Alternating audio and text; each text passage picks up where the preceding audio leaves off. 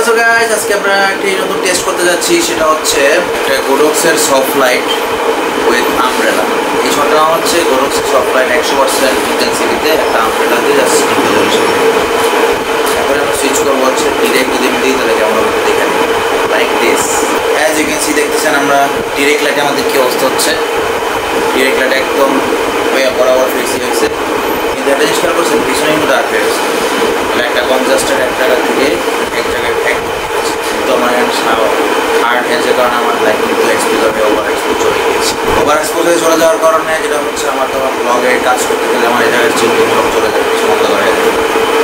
তো এটাকে একটু কম্পেনসেট করতে আমরা টাকা ছবি পাওয়ার কমিয়ে দিই। রাইট না এখন আমরা গোডক্সের একটা 35% সেটিংসে রেখেছি।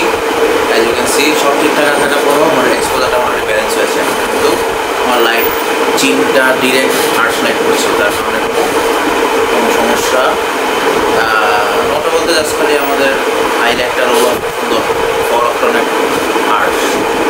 এখন আমরা দেখাবো যে এটার সাথে আমরা জাস্ট সব লাইট করলে কেমন হয়। অ্যাজ ইউ ক্যান সি আমরা এখন ছাতাটা লাগাইলাম 35% ইন্টেন্সিটি আছে, কিন্তু দেখে পিছনে কিন্তু আমার ইয়ে হয়ে গেছে, স্পার্স হয়ে জিনিসটা ব্ল্যাক লুক হয়ে গেছে, মানে এক জায়গায় তেলটা পড়ছে। এটাই একটা সমস্যা সাদা করছে। ইনফ্যাক্ট আমি একটা জিনিস খেয়াল করছি, যখন আমি সফট বক্সও লাগাই তখন আমার লাইটটা ডিরেক্ট করার পরও কিন্তু প্রবলেম হয়েই থাকে।